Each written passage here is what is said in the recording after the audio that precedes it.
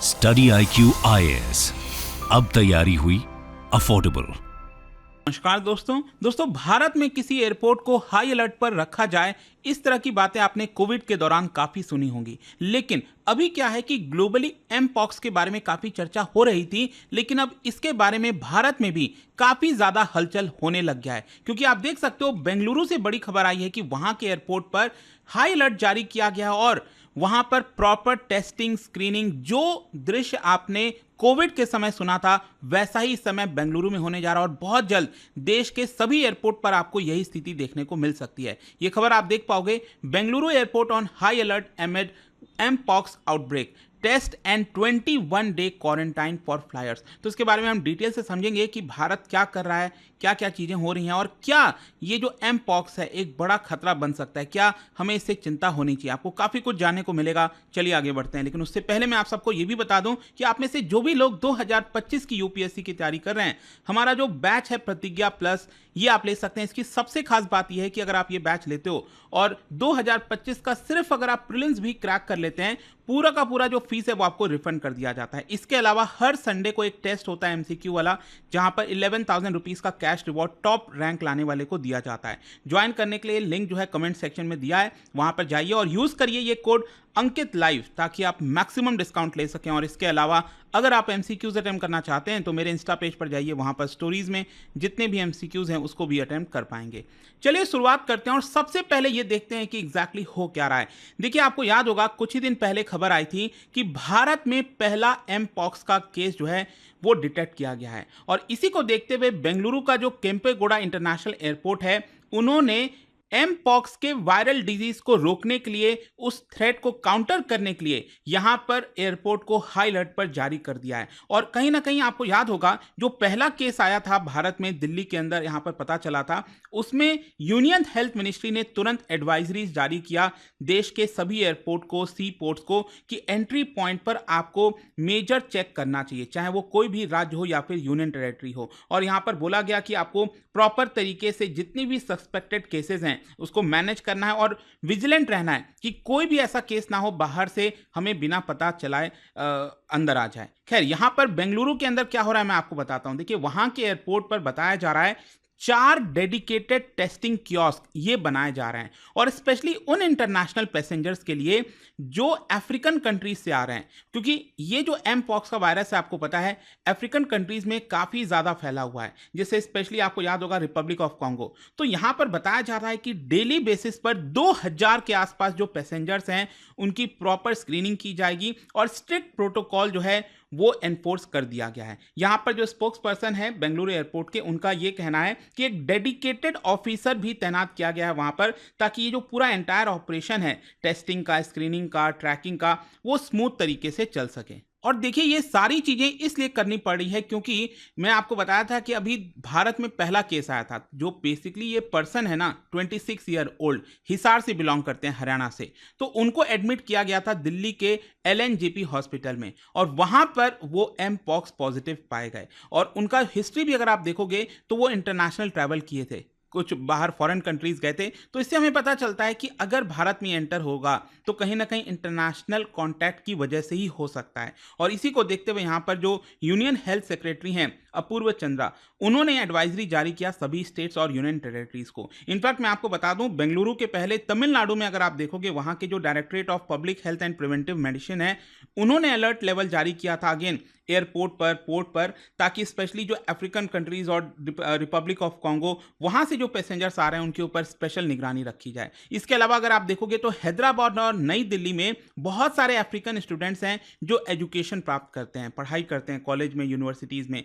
तो वहां पर भी अलर्ट एक तरह से जारी किया गया है, क्योंकि उनका ट्रैवलिंग तो होगा ही होगा, आना जाना, तो इसकी वजह से ये इंपॉर्टेंट हो जाता है। खैर, यहां पर अगर हम सेफ्टी प्रोटोकॉल की बात करें जो बेंगलुरु में लॉन्च किया गया है, देखिए वहां पर एयरपोर्ट पर ही एक आइसोलेशन जोन बना दिया गया है। मतलब कि अगर कोई भी पोटेंशियल केस भी सामने आता है तो उसको प्रॉपर तरीके से हैंडल किया जा सके। और साथ ही साथ यहाँ पर अगर कोई भी इंटरवेंशन जरूरी है सेंट्रल गवर्नमेंट की तरफ से कुछ भी, तो उस समय तक के लिए यहाँ पर चीज़ें एक तरह से लागू हो जाए। इसके अलावा ये बोला गया है कि passengers arriving from areas with high mpox rate, वहां पर उनका स्पेशल मॉनिटरिंग की जाएगी और यहां पर टेस्टिंग होगा और टेस्टिंग में अगर कोई भी इंडिविजुअल पाया गया पॉजिटिव तो उसको 21 दिन का मैंडेटरी क्वारंटाइन किया जाएगा। तो ध्यान से समझिएगा, अगर कोई भी एक सिंगल केस आता है भारत में, टेस्ट में पॉजिटिव आता है एमपॉक्स का, तो 21 दिन का उसको क्वारंटाइन करना ही करना होगा और दोबारा टेस्टिंग की जाएगी 21 दिन के बाद, और अगर वो ठीक रहा, सब कुछ ठीक है,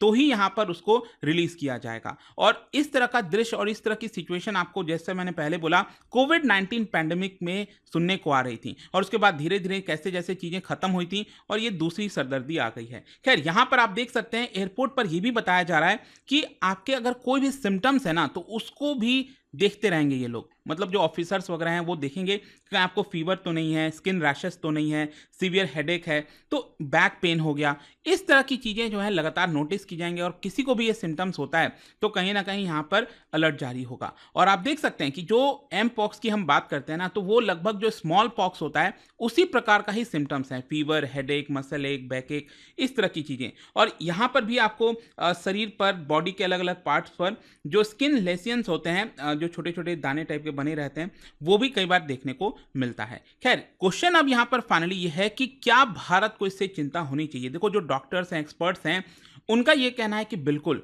यहां पर ये बिल्कुल चिंता की बात है, और स्पेशली इसलिए क्योंकि आज के डेट में हम ग्लोबलाइज्ड वर्ल्ड में रह रहे हैं। और जैसा मैंने बताया कि अगर भारत में ये फैलता है, अगर ये एमपॉक्स आता है, तो वो आपका इंटरनेशनल किसी पैसेंजर्स के थ्रू, ट्रैवलर्स के थ्रू ही आएगा। ऐसा तो है नहीं कि अपने आप इतना डिस्टेंस, दूरी तय करके उड़कर आ जाएगा।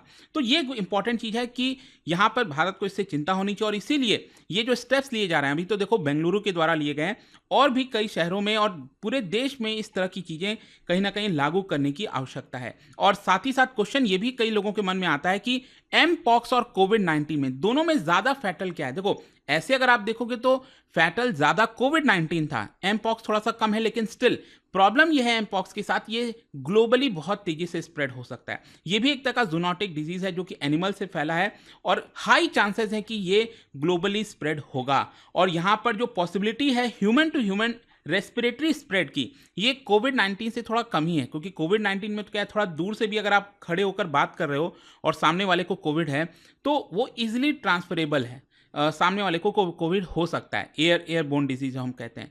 तो यहाँ पर क्या है कि ये उतना ज़्यादा नहीं है, जब तक आप किसी पर्सन के टच में नहीं आओगे तब तक एम पॉक्स वो नहीं होगा।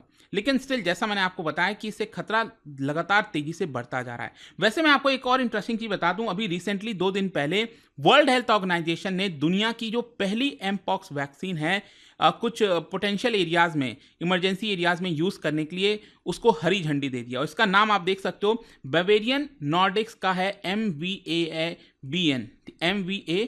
ये पहला वैक्सीन है एमपॉक्स के लिए जो कि अप्रूव किया गया है। और इसका देखिए, जैसे कोविड में भी आपने देखा होगा 2 डोज तो सभी लोग ले ही रहे थे, तो यहाँ पर पहला डोज अगर आप लेते हैं तो बताया जाता है कि 76% इफेक्टिवनेस है, लेकिन अगर कोई 2 डोज ले लेता है तो 82% इफेक्टिवनेस होगा। लेकिन हाँ, एम पॉक्स होने के बाद अगर आप ये लेते हो तब ये थोड़ा कम इफेक्टिव है उतना। तो यहाँ पर जरूरी है कि एम पॉक्स होने के पहले ही जितने ज़्यादा लोग इसको ले सकें वो ले लें। लेकिन हाँ, अभी के लिए तो क्या है कि इसकी सप्लाई बहुत लिमिटेड होगी, तो WHO ने कहा है कि अभी सिंगल डोज का ही वैक्सीनेशन ज़्यादातर जगह दिया जाए ताकि ज़्यादा से ज़्यादा लोग इस वैक्सीन को ले सकें।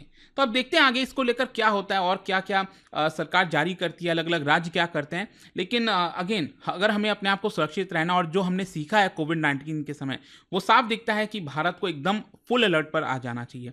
और जाने से पहले एक इंटरेस्टिंग क्वेश्चन, क्या बता सकते हो कि अगर कोई किसी पर्सन को डेडली माइक्रोब इन्फेक्ट किया है और उसको तुरंत बेसिस पर इम्यून रिस्पॉन्स चाहिए और उसको डायरेक्टली एक एंटीबॉडीज जो है इंजेक्ट किया जाएगा, तो उस तरह की इम्यूनाइजेशन को क्या कहा जाता है? इन 4 ऑप्शन में से आपको बताना है। इसका राइट आंसर जो आप सबको पता है, मेरे इंस्टाग्राम पर तो मिलेगा ही, वहां पर अगर आप नहीं हो कोई बात नहीं, टेलीग्राम से ले सकते हैं इसका सही उत्तर। मैं कई सारे जो MCQs हैं वो यहाँ पर स्टोरीज में डालता रहता हूँ। अगर आपको PDF है तो टेलीग्राम पर आइए, अलग अलग सोशल मीडिया पर आप जुड़ पाओगे। और जैसा मैंने आपको बताया, अगर आप UPSC की तैयारी कर रहे हैं, कोई भी बैच चाहते हैं, you can simply use this code Ankit live to get maximum discount. And I hope की वीडियो आपको पसंद आया होगा। मिलता हूं आपसे next time, till then thank you very much, see you soon.